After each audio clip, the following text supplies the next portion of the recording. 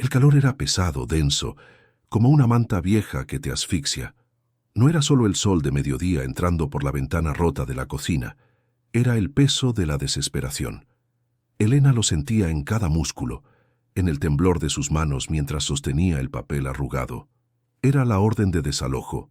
Tenía 3 días. 3 días para sacar toda una vida de esa casa, la única que sus hijos, Miguel, Sofía y el pequeño Ricardo, habían conocido. Elena era una mujer fuerte, de esas que la vida curte como el cuero de un buen sillón, pero incluso el cuero más resistente se agrieta. Había enviudado hacía un año. Su Javier, su esposo, el hombre que soñaba con tesoros y civilizaciones perdidas, se había ido en un accidente de carretera, dejándola con 3 bocas que alimentar y una deuda hipotecaria tan grande que parecía un cerro imposible de escalar. Javier era un hombre bueno, la mera verdad. Pero tenía esa manía, esa pasión que a veces se siente más como una maldición. Era arqueólogo aficionado, o, como decían sus vecinos, un coleccionista de chatarra vieja. Se gastaba hasta el último billete extra en libros polvorientos, palas oxidadas y viajes a cualquier ruina que oliera a misterio. Él había insistido en comprar esa casa antigua, argumentando que su estructura colonial y su sótano profundo guardaban potencial histórico. Ahora, ese potencial no pagaba la renta. «Mamá, ¿por qué lloras?», preguntó Miguel, el mayor de 10 años, con los ojos grandes y serios. Elena se secó las lágrimas con el reverso de la mano, forzando una sonrisa que le dolió en el alma. «No lloro, mi vida, es el polvo. Tenemos que limpiar muy bien la casa, ¿sabes? Vamos a hacer una gran mudanza». Miguel, que ya entendía más de lo que su madre quería admitir, frunció el ceño. Sabía que mudanza era la palabra bonita para decir que el banco les estaba quitando su hogar. Durante meses, Elena había trabajado como una mula. Hacía limpieza en casas ajenas, vendía postres caseros, tejía a mano.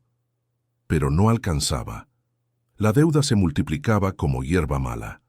Esa tarde, después de acostar a los niños, Elena se sentó sola en la sala, mirando los estantes llenos de la herencia de Javier, pedazos de cerámica rota, rocas que parecían comunes, pero que él juraba eran meteoritos, y una colección infinita de mapas antiguos que nunca llevaban a nada. «Javier, ¿por qué me dejaste sola con esto?», susurró al techo, sintiendo la rabia mezclada con la pena. Él siempre prometía que algún día encontraría algo grande, algo que los sacaría de pobres. Él decía: «Elena, la riqueza no siempre está en el oro brillante. A veces está oculta a simple vista, esperando al ojo que sabe mirar». Pero el ojo de Elena solo veía la miseria inminente. El día siguiente fue el segundo día del ultimátum. La casa olía a miedo y a lavanda, que Elena usaba para disimular el olor a humedad del olvido. Los niños estaban en casa de la abuela, y Elena se enfrentó a la tarea más dura: el sótano. El sótano de esa casa era una cueva, un laberinto de sombra y telarañas. Era el santuario de Javier. Ella casi nunca bajaba. Le daba escalofríos y, francamente, le recordaba demasiado su obsesión. Bajó los escalones de madera crujientes, encendiendo una lámpara de mano que apenas perforaba la oscuridad. El aire era frío y quieto. El sótano estaba lleno de cajas apiladas hasta el techo, lonas cubriendo artefactos que no quería ver, y la gran mesa de trabajo de Javier, manchada de tinta y tierra. Tenía que vender lo que pudiera. Si había alguna herramienta, algún libro de valor, cualquier cosa que pudiera conseguir unos cuantos pesos extra para ganar tiempo. Empezó por las cajas más cercanas a la entrada. Eran principalmente libros de historia local y mitología indígena, sin valor comercial, solo sentimental. A medida que avanzaba, el polvo se levantaba en nubes, haciéndola toser. La humedad había podrido algunas cajas, y los ratones habían hecho nido en otras. Mientras removía una pila de periódicos viejos, se detuvo. Un pensamiento la golpeó con la fuerza de un puñetazo. Si Javier hubiese tenido algo de valor, ¿por qué no lo había vendido cuando estaban apretados de dinero? La respuesta era obvia, porque para Javier el valor no se medía en dinero, sino en historia. Pasó horas. El sol se movía sobre la pequeña ventana del sótano, proyectando una luz débil y amarilla que se hacía más naranja al atardecer. Estaba agotada, su espalda le dolía y su ánimo estaba por los suelos. Estaba a punto de rendirse y subir a tomar un café, pero se obligó a seguir. Tenía que vaciar la mesa de trabajo de Javier. Era su último rincón. La mesa era robusta, de madera oscura, y estaba anclada a la pared. Sobre ella había lupas, frascos de reactivos secos y un viejo tintero de bronce. Al mover el tintero, notó algo extraño.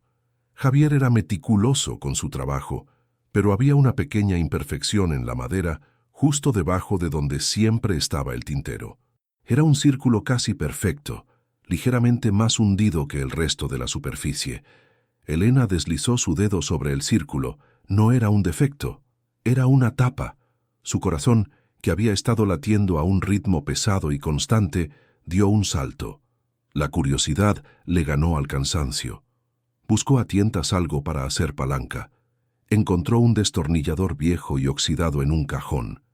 Hizo fuerza. La madera gimió. Con un chasquido suave, el círculo de madera se levantó, revelando un pequeño hueco, no más grande que su puño cerrado. Estaba vacío, excepto por un objeto. Era un estuche de cuero, enrollado y atado con un cordón de cáñamo. El cuero estaba seco y duro, con el olor característico de algo que ha estado guardado durante mucho, mucho tiempo. Elena sintió un escalofrío que no tenía nada que ver con la temperatura del sótano. Javier nunca había mencionado ese escondite. Si era tan cuidadoso al esconderlo, no podía ser solo una lista de compras. Antes de abrirlo, se permitió un momento de reflexión. La vida es así de caprichosa, ¿verdad? Cuando uno cree que ya no queda nada, que el mundo te ha dado la espalda, siempre hay gente buena que te echa una mano. Y si te gusta esta historia, no olvides dejar tu me gusta para que más gente la conozca, que la esperanza es lo último que se pierde. Con manos temblorosas, desató el cordón. El cuero se desenrolló con un crujido. Adentro había un solo objeto, un pergamino. No era papel común, era un material amarillento, casi translúcido, con el tacto del cuero envejecido. Estaba cubierto de símbolos que Elena no reconocía, líneas finas dibujadas con una tinta que parecía haberse desvanecido parcialmente con el tiempo.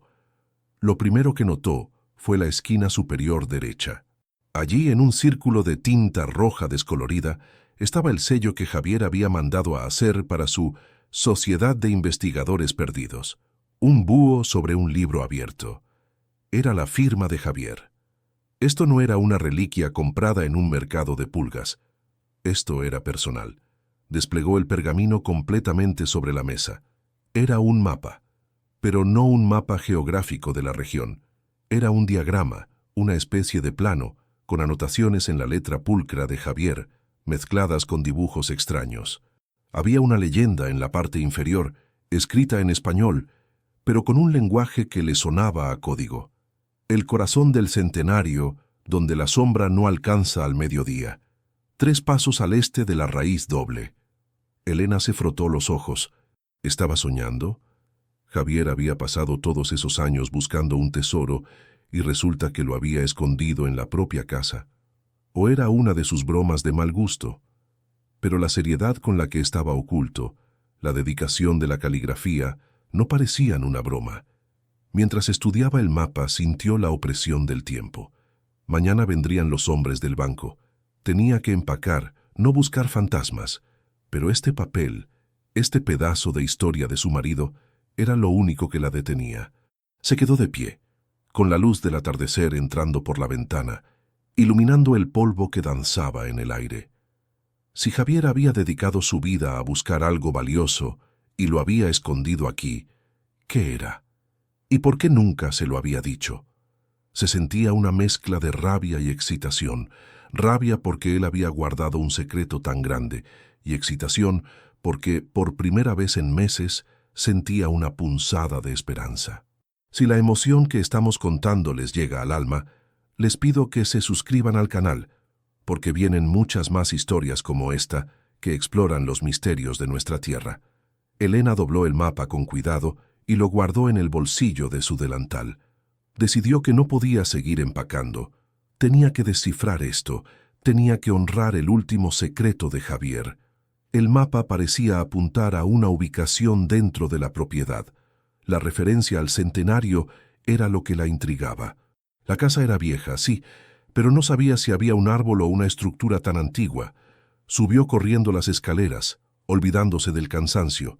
Si el tesoro estaba en la casa, tenía que estar en el jardín o en alguna parte de la estructura que Javier había modificado. Salió al patio trasero. Era un espacio descuidado lleno de maleza, y allí, en la esquina más alejada, donde la pared de piedra se unía a la cerca, estaba un árbol. No era un roble majestuoso, sino un viejo laurel, cuya base era tan ancha que la corteza parecía la piel de un dinosaurio. Era el árbol más antiguo de la propiedad, probablemente 100 años o más, el centenario. Con la lámpara de mano, se acercó. La oscuridad de la noche ya se había apoderado del patio, pero la luz enfocó la base del tronco. La descripción del mapa era vaga, donde la sombra no alcanza al mediodía. Eso significaba que tenía que volver mañana a la hora exacta, cuando el sol estuviera en su cenit, pero había otra parte, 3 pasos al este de la raíz doble. Se agachó y examinó las raíces que emergían de la tierra. Eran gruesas y nudosas, pero a un lado, 2 raíces gemelas salían juntas, como si fueran piernas de un gigante. Contó 3 pasos pequeños hacia el este. La tierra allí era blanda, ligeramente removida, a pesar de la maleza. Elena sentía su corazón martillear en sus costillas. El desalojo era mañana. Si esto era algo real, tenía que actuar ahora. No podía esperar al mediodía. Corrió de vuelta al sótano y agarró la pala de jardinería más pequeña que encontró. Regresó al punto marcado. Empezó a cavar. La tierra cedía fácilmente al principio, pero pronto la pala golpeó algo duro. No era una roca, era algo plano y liso. Elena se arrodilló, apartando la tierra con las manos. Lo que encontró no era metal, era piedra. Una losa rectangular perfectamente tallada, justo debajo de la superficie. Esto no era un escondite casual. Esto era una tumba o un acceso. Con un esfuerzo monumental, usando la pala como palanca, logró mover la losa. El agujero que se reveló era pequeño, no más ancho que una caja de zapatos, pero profundo. De él subió un olor a tierra mojada y a metal añejo.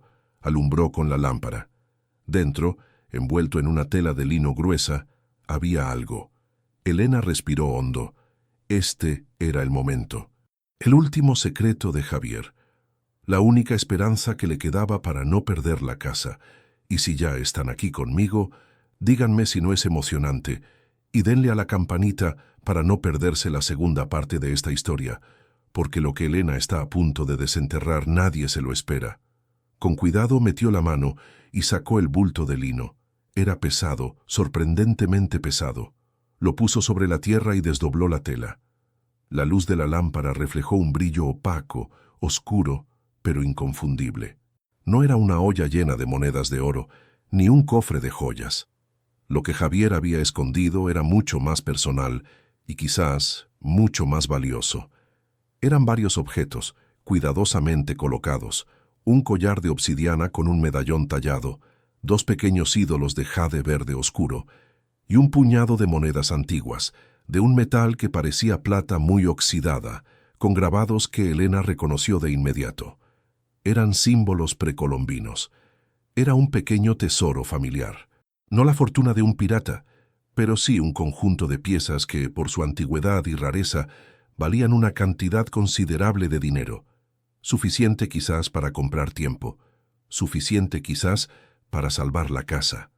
Elena se quedó arrodillada en la tierra, sosteniendo la obsidiana fría en sus manos, sintiendo el peso de la historia y el amor de un marido que había encontrado la manera de proteger a su familia, incluso después de su muerte. El desalojo era mañana, pero ahora Elena tenía una carta bajo la manga, y esa carta olía a tierra antigua y a esperanza recuperada. El frío de la obsidiana, Era un ancla en la mano de Elena, un peso real que contrastaba con la irrealidad de la situación. Se quedó arrodillada junto al viejo laurel, sintiendo el aroma a tierra húmeda y el eco de la esperanza. Las piezas no eran el tesoro de fantasía que Javier siempre buscó en sus libros, sino un legado mucho más íntimo, la prueba de que, incluso en su obsesión, él había pensado en ella y en los niños. Eran objetos de una belleza silenciosa, pero innegable. El collar de obsidiana, con ese medallón tallado, parecía absorber la poca luz de la noche. Los ídolos de jade, pequeños pero macizos, irradiaban una seriedad ancestral. Las monedas, con sus símbolos gastados, susurraban historias de un tiempo muy anterior a la llegada de los españoles. Elena no era una experta, pero sabía que esas piezas no se encontraban en cualquier mercado. Eran auténticas reliquias precolombinas, y su valor, aunque no la hiciera millonaria, era, con toda seguridad, la cuerda que la sacaría del pozo. La adrenalina le quitó el cansancio. Tenía que asegurar eso. Mañana, al amanecer, vendrían los hombres del banco. Si encontraban la losa removida o las piezas en el patio, podrían confiscarlas o, peor aún, que algún ladrón se diera cuenta. Volvió a envolver el tesoro en la tela de lino, apretando el nudo con fuerza. Subió al sótano, guardó la pala y se aseguró de que la losa de piedra estuviera de nuevo en su sitio, cubriéndola con tierra y hojas secas para disimular la excavación. El tiempo se había detenido para ella, pero el reloj seguía corriendo. Subió a la casa. La luz de la luna apenas entraba por las rendijas de las cortinas. ¿Dónde escondería algo tan valioso? Un banco era imposible a esa hora. La casa ya estaba medio empacada. Necesitaba un lugar que pareciera tan común que nadie se atrevería a revisar. Se dirigió a la cocina. Abrió la despensa. Ahí, entre los sacos de arroz y los frascos de especias, estaba el viejo recipiente de lata de galletas que usaba para guardar las cosas importantes que no quería que los niños encontraran. Las partidas de nacimiento, algún documento bancario. Metió el bulto de lino al fondo de la lata, lo cubrió con un par de pañuelos de tela y cerró la tapa con un clic metálico. Ahí, entre el aroma a comino y azúcar, estaba la salvación de su familia. Se permitió respirar por primera vez en horas. Se sentó en la silla de la cocina, las manos temblándole no por el miedo, sino por la magnitud de lo que acababa de descubrir. Javier, su Javier, siempre había sido un soñador, pero al final su sueño se había convertido en el único soporte real. La noche pasó lenta y densa. Elena no durmió. Repasó el plan una y otra vez. Necesitaba un experto. Necesitaba que alguien pusiera un número a esas piezas antes de que el sol estuviera alto. La mera promesa de valor no detendría a los hombres del banco. Necesitaban hechos, o al menos una muestra de poder económico. Cuando el gallo del vecino cantó, anunciando el amanecer, Elena ya estaba vestida. Se puso su mejor vestido, uno sencillo pero limpio, y se recogió el cabello. Tenía que proyectar calma y autoridad, no desesperación. Antes de salir, deslizó el medallón de obsidiana y las 2 monedas más grandes en el bolsillo interno de su cartera. Eran sus boletos de entrada, su prueba. A las 8 de la mañana, la hora que marcaba el ultimátum, se escuchó el primer golpe en la puerta, fuerte y autoritario.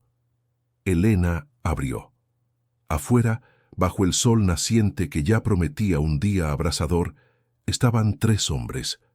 2 de ellos eran robustos y vestían uniformes de una empresa de mudanzas. El tercero, el que llevaba la voz cantante, era don Rafael, un abogado joven y trajeado, con ese aire de suficiencia que solo da el poder de la ley. «Señora Elena», dijo don Rafael sin saludar mirando su reloj, «nuestra paciencia se agotó. La orden de desalojo es efectiva desde este momento». Elena se paró en el umbral bloqueando la entrada. Su voz, aunque un poco seca, sonó firme. «Don Rafael, deténgase. No van a entrar». El abogado levantó una ceja, claramente molesto por la resistencia. «Señora, le recuerdo que esto es un proceso legal. Si se resiste, tendré que llamar a la policía». «Llámela si quiere», dijo Elena sin moverse. «Pero primero escúcheme. Mi esposo, Javier, era un hombre de historia. Él no dejó a su familia desamparada. Hemos encontrado activos de valor considerable en la propiedad. Don Rafael sonrió, una sonrisa fría y condescendiente. ¿Activos? Se refiere a esos pedazos de cerámica rota que tiene en el sótano. Señora, el valor de tasación de esos objetos es nulo. No hablo de chatarra, don Rafael. Elena metió la mano en su cartera y sacó el medallón de obsidiana. La piedra oscura brilló brevemente bajo la luz de la mañana. Hablo de esto. Don Rafael no pudo evitar mirar el objeto. Aunque no era un experto, la calidad de la talla y la antigüedad eran obvias. ¿Qué es eso, señora? Es una pieza precolombina, y no es la única. Hay más. Acabo de descubrir un pequeño tesoro que mi esposo ocultó. Su valor, estimado, supera con creces la deuda que tengo con el banco. El abogado dudó. El banco quería la propiedad, sí, pero si Elena tenía activos que cubrieran la deuda, la ley se complicaba. Un litigio por piezas históricas podía durar años. Necesito una prueba de tasación, señora. Ahora mismo. Por eso necesito un plazo. Voy a la ciudad ahora mismo para que un experto lo revise. Le pido 12 horas. Si a las 8 de la noche no le he presentado un documento oficial que cubra el total de la deuda más los intereses, les entrego las llaves y me voy. Don Rafael consultó su reloj y luego a los hombres de la mudanza, que se rascaban la cabeza. Era un riesgo, pero si Elena tenía razón, invadir la propiedad podría ser un error legal. Señora, le doy hasta las 6 de la tarde, ni un minuto más. Si no tengo la documentación, la orden se ejecuta al instante, y que conste que si está mintiendo, esto solo empeorará las cosas. Estaré aquí, prometió Elena, sintiendo un escalofrío de alivio. Había ganado unas horas preciosas. Cerró la puerta en la cara de los hombres y se apoyó contra la madera, respirando profundamente. Ahora venía lo difícil.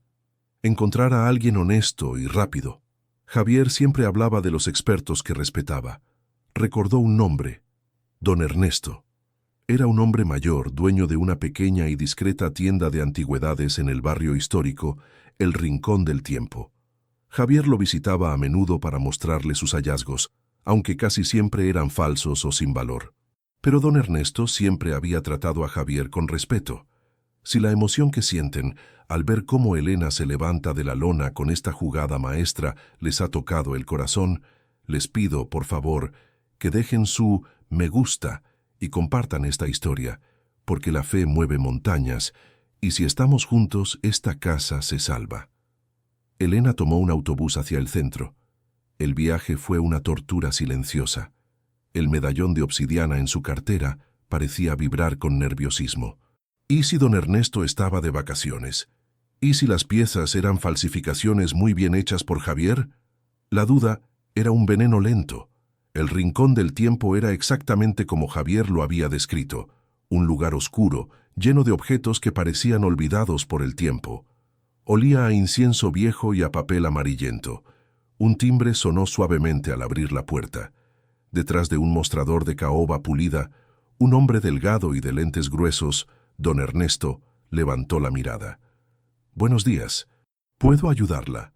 «Buenos días, don Ernesto. Soy Elena, la esposa de Javier. Javier Vázquez». El rostro de don Ernesto se suavizó. Se quitó los lentes. «Ah, Javier, el soñador. Lo siento mucho, señora.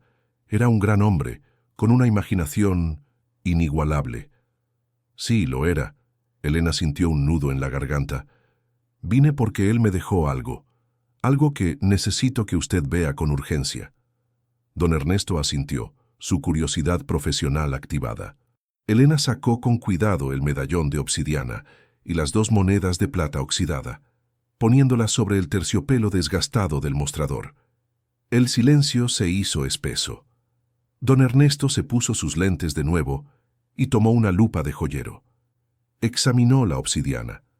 Pasó un dedo suavemente sobre la talla, que representaba un rostro severo, casi felino. Luego tomó las monedas. Elena contuvo la respiración. Después de lo que pareció una eternidad, don Ernesto se enderezó, sus ojos brillantes. «Señora Elena, ¿dónde encontró esto?» «Estaba guardado en la casa». «Esto no es una réplica, señora. Esto es tairona, o quizás muisca de la costa. La obsidiana es rara en esta región, lo que aumenta su valor. El diseño es ceremonial. Elena sintió un temblor en las piernas. ¿Y las monedas? Son plata antigua, de una aleación muy particular. No son monedas de comercio. Son ofrendas. Tienen grabados de deidades menores. Señora, su esposo sí encontró algo. ¿Cuánto valen, don Ernesto? Necesito saberlo, es urgente. El anciano suspiró comprendiendo la urgencia en los ojos de Elena. En el mercado negro, mucho. Pero usted no puede ir por ese camino. En una venta legal, a un coleccionista privado o a un museo. Estas 3 piezas, solo estas, podrían valer lo suficiente para pagar una deuda hipotecaria pequeña si la deuda no es monstruosa. La deuda es de 50.000 unidades monetarias entre principal e intereses. Don Ernesto hizo un cálculo mental. Mire, el medallón por sí solo, si encontramos al comprador correcto, está entre 30 y 40.000. Las monedas suman el resto, pero venderlo a toda prisa, eso reduce el precio. Tengo más piezas. Elena le contó sobre los 2 ídolos de jade. Los ojos de don Ernesto se abrieron con sorpresa. ¿Jade? Si son auténticos, señora, no solo cubre la deuda, sino que le queda un capital. Elena se sintió mareada. No era solo dinero, era la reivindicación de Javier. Él no estaba loco, había tenido razón. Necesito que me acompañe, don Ernesto. Necesito que usted certifique el valor de todas las piezas, ahora mismo, y me ayude a encontrar la manera de presentar esto al banco como garantía de pago. Don Ernesto, conmovido por la historia de Javier y la desesperación de Elena, asintió. Vamos, señora. Yo conozco a un notario que puede certificar el valor de tasación de estas piezas. Pero le advierto una cosa. Estas piezas son el patrimonio de su familia. No las venda todas. Use lo necesario para salvar la casa. Y si les está gustando esta lucha de David contra Goliat, recuerden suscribirse al canal y activar la campanita, porque la segunda parte viene con más acción legal que una telenovela. La tarde se convirtió en una carrera de obstáculos legales y burocráticos. Don Ernesto llevó a Elena a la oficina de su notario de confianza, el doctor Guzmán. El notario, un hombre de negocios eficiente, escuchó la historia, examinó las 3 piezas que Elena había traído y al ver la seriedad de don Ernesto, aceptó redactar un documento de tasación preliminar. Elena llamó a su abuela y le pidió que cuidara a los niños una noche más. Luego, regresó rápidamente a la casa para buscar el resto del tesoro. Cuando don Ernesto vio los 2 ídolos de jade oscuro y el resto de las monedas, no pudo ocultar su asombro. Javier no era solo un soñador, Elena. Era un buscador de verdad. Estas piezas son de museo. El doctor Guzmán, trabajando a toda máquina, redactó el documento. Certificaba que el valor de las piezas, tasado por un experto reconocido, superaba en un 20% la deuda hipotecaria pendiente. No era la venta final, pero era un compromiso de pago respaldado por activos de incalculable valor histórico. A las 5:30 de la tarde, con el sol cayendo y la garganta seca por los nervios, Elena estaba de regreso en su casa. Tenía el documento doblado cuidadosamente en su mano. A las 6 en punto, la hora límite, don Rafael y sus 2 ayudantes estaban de vuelta, con un aire de impaciencia aún mayor. Señora Elena, mi tiempo se agotó. ¿Tiene los fondos? Elena no se inmutó. Tengo más que fondos, don Rafael. Tengo garantías. Le entregó el documento notariado. Don Rafael lo tomó con desdén, pero a medida que sus ojos recorrían la tasación y el sello del notario, su rostro se fue transformando. Esto es una tasación de piezas arqueológicas. Esto no es dinero en efectivo.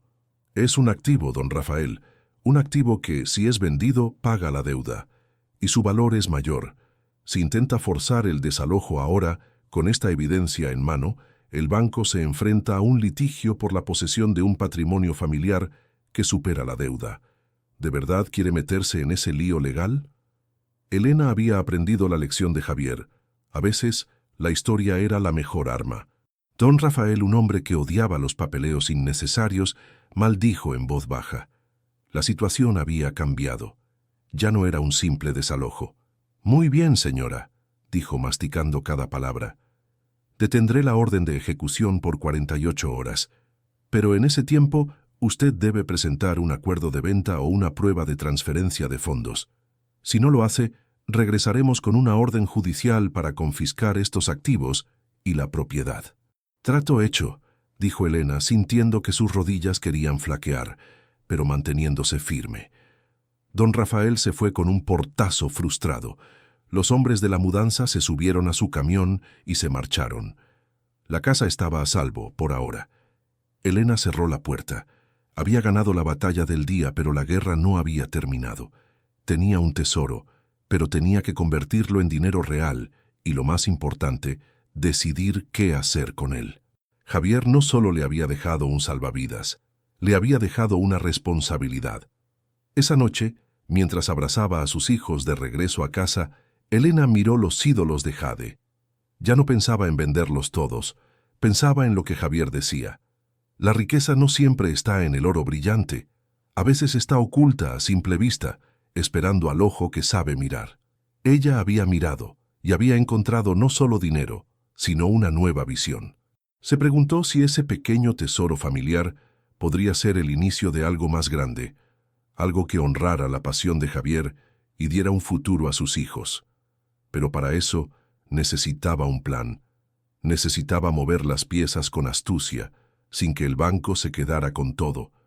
Y si están conmigo en esta emocionante aventura, no se pierdan la próxima parte, donde Elena tendrá que tomar una decisión que cambiará el destino de su familia y el legado de Javier. La mañana después de la tregua, Elena se levantó con una ligereza que no sentía desde hacía un año. El sol entraba con más calidez. Ya no era la luz fría de la desesperación. La casa, aunque todavía llena de cajas a medio empacar, se sentía de nuevo como un hogar. Los niños regresaron de la casa de la abuela y Elena los recibió con un abrazo apretado, una emoción nueva burbujeando en su pecho. «Mamá, ¿nos vamos a mudar?», preguntó Sofía, la del medio, con su carita de preocupación. Elena se arrodilló mirándolos a los ojos. «No, mi amor, nos quedamos. Su papá nos dejó un regalo, un secreto». Miguel, el mayor, se acercó, serio. «¿Un secreto de tesoro como los que él buscaba?». «Exactamente. Algo que nos va a ayudar a cuidar esta casa para siempre. Su papá siempre supo dónde mirar, hijos. Siempre». Y en ese momento, Elena sintió una oleada de amor y culpa. Amor por la previsión de Javier y culpa por haber dudado tanto de su chatarra y sus sueños. Ahora entendía lo que él quería decir. La riqueza no era solo el dinero, sino el valor que uno le daba a las cosas. Pero la realidad era que el tiempo se acababa. Tenía 48 horas para convertir ese valor histórico en moneda dura, o don Rafael volvería con una orden judicial para llevarse todo. Esa mañana, con los niños jugando en el patio, Elena volvió a su misión.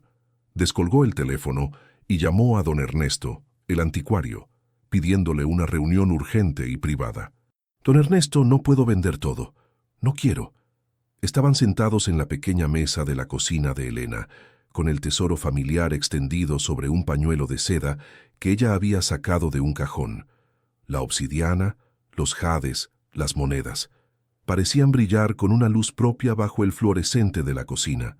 Don Ernesto asentía con su cabeza canosa, comprendiendo. «Lo entiendo, Elena. Esto no es solo dinero, es el alma de su esposo.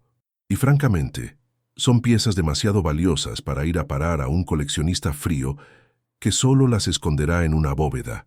«La deuda es de 50,000», repitió Elena, mordiéndose el labio. «Necesito ese dinero y los gastos legales. Mire, los dos ídolos de jade son las piezas más cotizadas. Su talla es excepcional. Si los ofrecemos a una institución seria o a un coleccionista con conciencia, podemos conseguir el precio que necesitamos. El medallón de obsidiana, por su rareza, es invaluable, pero es la pieza más sentimental para usted, ¿verdad?» Elena tocó el medallón. Era frío y suave. «Sí, lo siento como si fuera la mano de Javier». «Entonces no se vende». Yo me encargo de mover los hilos. Conozco un par de museos pequeños en la capital que estarían dispuestos a pagar un buen precio por el jade porque les falta ese periodo de la historia. Es una venta limpia y rápida. Elena se sintió aliviada. Tenía que sacrificar algo para salvar el todo. ¿Y las monedas? Guardémoslas. El notario Guzmán ya certificó el valor total. Podemos vender el jade y las monedas menores para cubrir la deuda y usar el resto como base para un nuevo comienzo. Ahí fue donde el sueño de Javier se encendió en la mente de Elena, no como una locura, sino como un plan de negocios.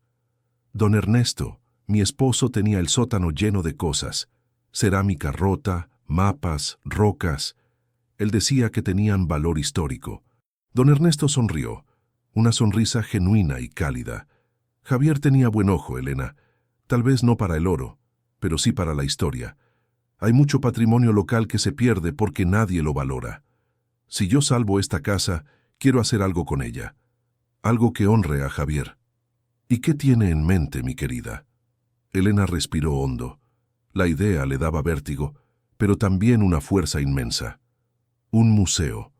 Un pequeño museo local, dedicado a la historia de este barrio y a los hallazgos de Javier. El tesoro que él encontró lo usaré para salvar la casa y la casa se convertirá en su legado.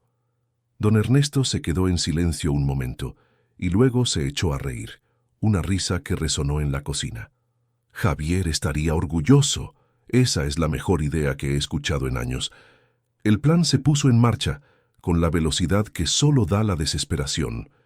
Don Ernesto se llevó los 2 ídolos de jade y 10 de las monedas más pequeñas, prometiendo volver en menos de 24 horas con el dinero. Elena se quedó sola, sintiendo el vacío dejado por las piezas, pero el medallón de obsidiana seguía con ella, guardado en su pecho. El día transcurrió en una mezcla de ansiedad y preparación. Elena pasó la tarde limpiando el sótano, pero esta vez con una visión diferente. Ya no veía chatarra, veía exhibiciones, las rocas que Javier coleccionaba, los mapas incompletos, la cerámica rota. Todo era parte de una historia que ahora ella tenía la responsabilidad de contar. Si a ustedes les ha pasado algo así, que la vida les ha cambiado el mapa de un día para otro, saben lo que se siente.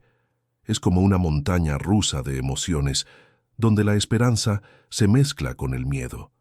Y si están disfrutando de esta historia tanto como yo al contarla, les pido con el corazón en la mano que le den me gusta a este video, para que la historia de Elena y Javier llegue a todos los que necesitan un poco de fe. A la mañana siguiente, antes de que el sol estuviera alto, don Ernesto regresó. No vino solo, vino con el doctor Guzmán, el notario, y un maletín de cuero. Elena, la noticia es buena, dijo don Ernesto, con una sonrisa cansada pero victoriosa. La curadora del Museo Regional de Antropología estaba desesperada por el jade. Hicimos un trato justo. El doctor Guzmán abrió el maletín. Aquí está, señora Elena, el total de 52,000 unidades monetarias. Cubre su deuda principal, los intereses, y nos deja un pequeño margen para los honorarios y el papeleo. Elena sintió un nudo en la garganta. Ver el dinero era real, tangible. La casa estaba salva. ¿Qué tengo que hacer ahora, doctor? Vamos al banco. Hacemos la transferencia y le notificamos a don Rafael que la hipoteca está saldada. Hoy mismo. La visita al banco fue rápida y burocrática, pero con un sabor a victoria. Elena, la viuda que estaba a punto de perderlo todo, ahora era la dueña libre y total de su casa. A la 1 de la tarde, Elena estaba de regreso en la cocina, bebiendo una taza de café fuerte con don Ernesto y el doctor Guzmán. Ahora, la parte divertida, dijo Guzmán. Notifiquemos a don Rafael. Guzmán hizo la llamada poniendo el altavoz. Don Rafael, soy el doctor Guzmán. Llamo para informarle que la señora Elena Vázquez ha saldado la totalidad de su deuda hipotecaria y los intereses correspondientes. Le enviaremos la documentación de liberación de hipoteca por fax en unos minutos. Se escuchó un silencio largo y pesado al otro lado de la línea. Don Rafael, el abogado implacable, estaba sin palabras. Doctor Guzmán, eso es inesperado. La señora solo tenía hasta las 6. Y cumplió, don Rafael. La señora Elena es una mujer de palabra y su difunto esposo un hombre con visión. Le sugiero que cancele cualquier orden de ejecución pendiente. La casa es, legalmente, propiedad de la señora Vázquez. Don Rafael, derrotado, solo pudo farfullar un entendido antes de colgar. Elena sonrió. Era la sonrisa más dulce y liberadora que había tenido en mucho tiempo. Había salvado la casa, y lo había hecho con el legado de Javier. Y ahora, Elena, dijo don Ernesto, palmeando la mesa, hablemos de su museo. El plan del museo, que al principio parecía una fantasía, se convirtió en el nuevo motor de la familia. La casa tiene la estructura perfecta, explicó Elena. La sala principal puede ser la recepción. El sótano, que es fresco y profundo, puede ser la sala de exhibición principal. Don Ernesto se ofreció a ayudar a Elena a catalogar el resto del material de Javier. Le explicó que, aunque la cerámica rota no valía miles en el mercado, su valor educativo era inmenso. Javier había coleccionado con un criterio intuitivo, reuniendo piezas de la cultura local que a menudo eran ignoradas por los grandes museos. «Necesitamos un nombre», dijo Sofía, que escuchaba desde la puerta, con Miguel y Ricardo detrás de ella.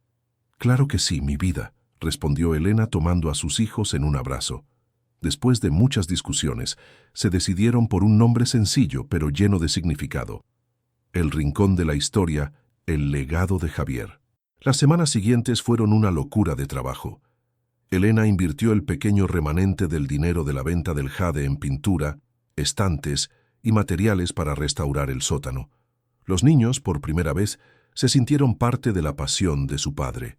Miguel ayudaba a limpiar las rocas, Sofía organizaba los mapas y Ricardo, el más pequeño, dibujaba carteles de no tocar con crayones.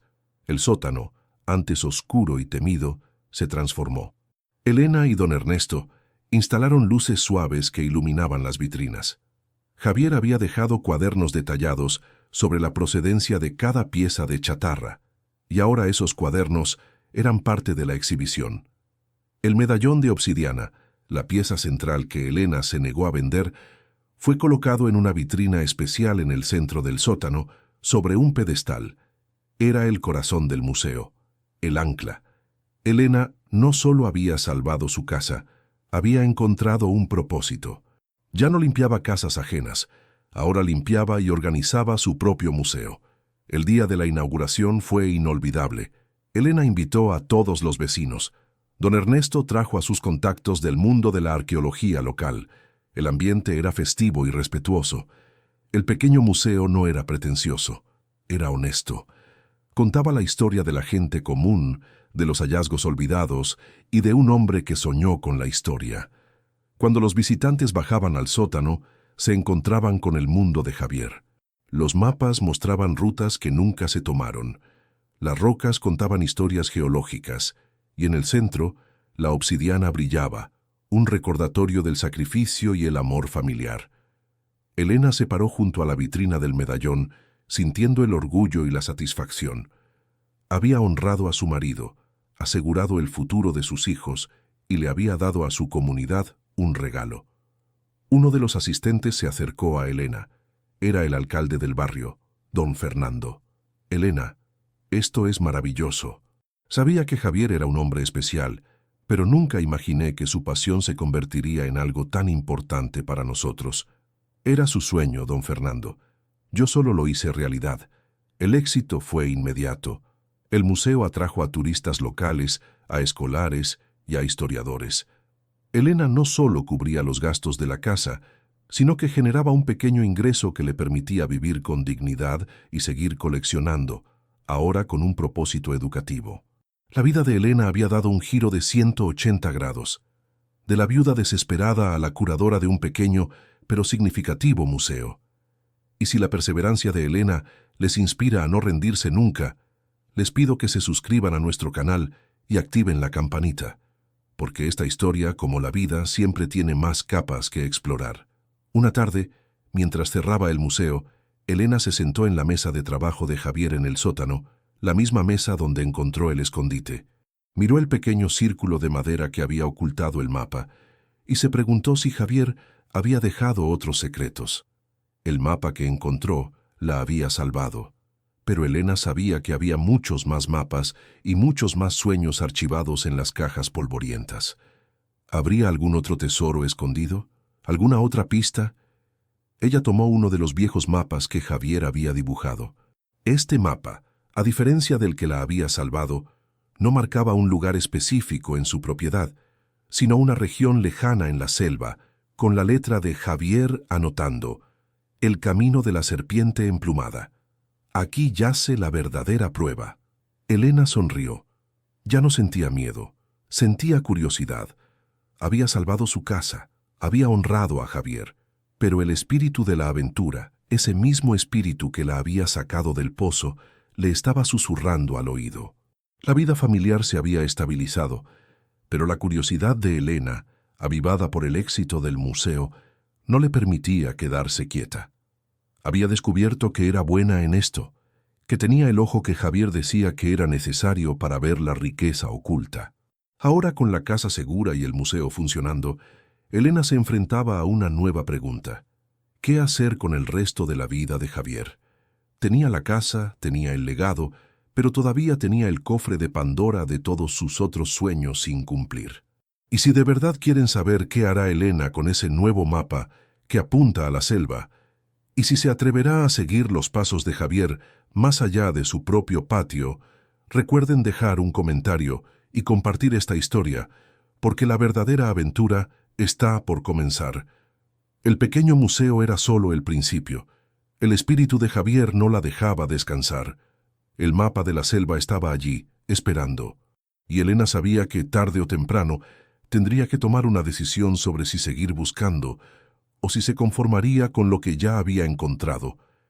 La verdad es que la sangre de exploradora que Javier le había inyectado sin querer durante años ya corría por sus venas.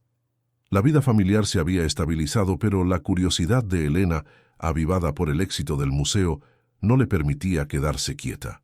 Había descubierto que era buena en esto, que tenía el ojo que Javier decía que era necesario para ver la riqueza oculta. Ahora, con la casa segura y el museo funcionando, Elena se enfrentaba a esa nueva pregunta. ¿Qué hacer con el resto de la vida de Javier? Tenía la casa, tenía el legado, pero todavía tenía el cofre de Pandora de todos sus otros sueños sin cumplir. Y ese nuevo mapa, que apuntaba a la selva, era como una brasa encendida en sus manos. Elena se sentó una noche en la mesa de la cocina, después de que los niños se durmieran. Desplegó el mapa de la selva, el que hablaba del camino de la serpiente emplumada. Era hermoso y aterrador. Javier había dibujado rutas que cruzaban ríos caudalosos y montañas cubiertas de niebla. Esto no era el patio trasero de una casa, esto era una expedición seria, de esas que te cambian la vida o te la quitan. La tentación era grande, la mera verdad. Javier siempre decía que el verdadero tesoro estaba en el viaje, no en el destino. Pero Elena ya no era solo la esposa de un soñador, era la madre de 3 niños que acababan de recuperar la estabilidad. ¿Podía arriesgarlo todo de nuevo por un fantasma de la historia? Miró hacia la puerta del sótano, el museo, el medallón de obsidiana. Ella entendió entonces con una claridad que le calmó el alma el verdadero legado de Javier. Él no le había dejado un tesoro para que ella se convirtiera en exploradora, sino para que se convirtiera en protectora. Su misión no era seguir el mapa, sino honrar el mapa. Al día siguiente, Elena llamó a don Ernesto. «Don Ernesto, necesito su ayuda con la investigación, no con la venta». El anticuario llegó al museo esa misma tarde, con su lupa y su aire de profesor distraído. Elena le mostró el mapa de la selva. Don Ernesto pasó un buen rato examinándolo. El camino de la serpiente emplumada. Esto se refiere a una ruta comercial muy antigua, Elena, una que se creía perdida. Si esto es preciso, no solo es un mapa, es una enciclopedia geográfica. Javier quería encontrar algo allí. La verdadera prueba, escribió. Y la encontrará, Elena, pero no necesariamente con una pala. Don Ernesto le explicó que el valor de ese mapa era inmenso para la comunidad académica. No porque llevara un cofre de oro, sino porque validaba teorías sobre la interconexión de las culturas precolombinas. Elena tuvo una idea, una que le permitía seguir la aventura sin abandonar a sus hijos. Don Ernesto, quiero transformar el museo. Quiero que no solo sea una exhibición de lo que Javier encontró, sino un centro de investigación. Quiero que mis hijos crezcan viendo cómo se descifran estos misterios, de forma segura, aquí. El anticuario se entusiasmó. Le propuso a Elena canalizar el capital que le quedaba de la venta del jade y las monedas para establecer una pequeña fundación sin fines de lucro, dedicada a la preservación del patrimonio local y al estudio de los cuadernos de Javier. Así nació la Fundación Javier Vázquez para el estudio histórico local. Elena se convirtió en la directora y curadora, y don Ernesto en el principal asesor. El museo se convirtió en su cuartel general. Elena, la que apenas sabía de historia más allá de lo que leía en los libros escolares, comenzó a sumergirse en la investigación. Aprendió a catalogar, a preservar y, lo más importante, a contar la historia con pasión. El pequeño museo se hizo famoso en el circuito regional. Los autobuses escolares venían de todas partes. Las exposiciones de Elena no eran estáticas, evolucionaban. Ella usaba los mapas de Javier para crear rutas educativas, y la chatarra se convertía en valiosas lecciones de vida.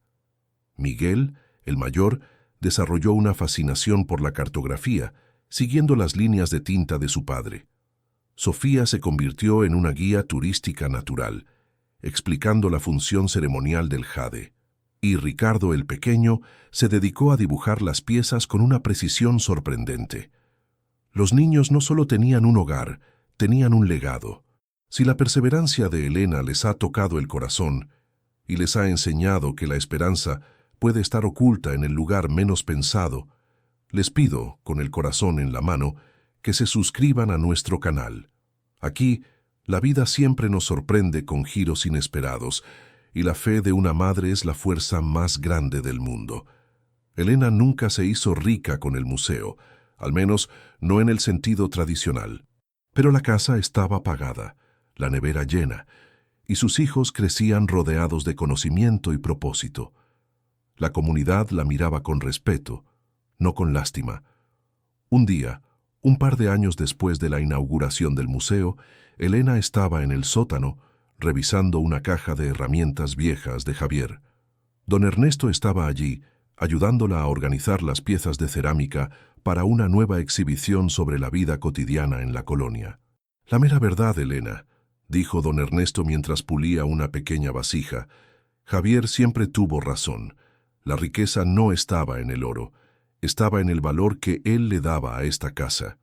«Y en el amor que nos tuvo», respondió Elena, tocando el medallón de obsidiana que siempre llevaba colgado bajo su blusa, cerca del corazón. Ella se había dado cuenta de que el mapa que la salvó no era el más importante. El verdadero tesoro que Javier había escondido era el conocimiento y la fe en que ella, Elena, encontraría la fuerza para seguir adelante y convertir sus sueños en una realidad tangible. En cuanto al mapa de la selva, Elena lo enmarcó, no como un plan de viaje, sino como una promesa de futuro. Lo colgó en la oficina del museo, justo al lado de la entrada al sótano. Se convirtió en el símbolo de lo que la fundación aspiraba a investigar algún día. Ella no iría a la selva, al menos no por ahora, pero su fundación patrocinó pequeñas becas para jóvenes arqueólogos locales que, con el mapa de Javier en mano, comenzaron a explorar y documentar las rutas comerciales perdidas, justo como él había soñado. Elena se convirtió en la guardiana de ese sueño, la que enviaba a otros a buscar mientras ella mantenía la base firme. La casa de Elena, la que el banco estuvo a punto de arrebatarle, se convirtió en un faro de la historia local. Era un monumento a la perseverancia y al amor de un hombre que, aunque parecía vivir en las nubes, había dejado su último y más importante hallazgo escondido donde nadie lo buscaría, en el corazón de su propio hogar. Y si esta historia de cómo el amor y la historia salvaron a una familia les ha dejado esa espinita de curiosidad y la emoción de la aventura, no olviden darle me gusta y compartir este relato. Así la historia de la viuda Elena, la que encontró mucho más que un tesoro en su sótano, podrá inspirar a muchos más. Porque la vida, mis amigos, es el mapa más misterioso de todos, y la clave para descifrarlo siempre está en la esperanza.